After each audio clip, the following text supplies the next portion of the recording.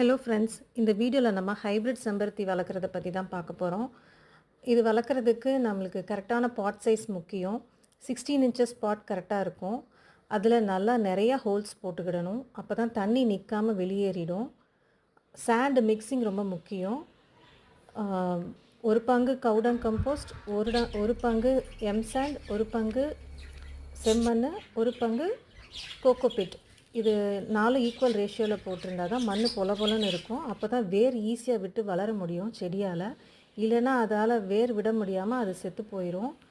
இந்த மாதிரி நான் நிறையா செடியை லாஸ் பண்ணியிருக்கேன். செம்பருத்தி செடி இப்போ தான் கரெக்டான மெத்தட் எனக்கு தெரிஞ்சது. இப்போது எந்த செடியுமே நான் லாஸ் பண்ணுறதில்ல, எல்லாமே நல்லா வளருது. நீங்களும் இதே மெத்தடில். சன்லைட்டும் முக்கியம். சன்லைட் வந்து ரொம்ப அதிகமாக இருக்கக்கூடாது, லைட்டான சன்லைட் போதும். ஒரு 4 ஹவர்ஸ் ஹாஃப் ஷேடில் இருந்தால் போதும். தண்ணி ஒரு நாளைக்கு 2 தடவை நல்லா கொடுத்துர்லாம். அவ்வளோதான் ஃப்ரெண்ட்ஸ், ஈஸியாக வளர்த்துர்லாம். ரொம்ப அழகாகவும் இருக்கும். ரோஸ் அளவு கஷ்டம் இல்லை.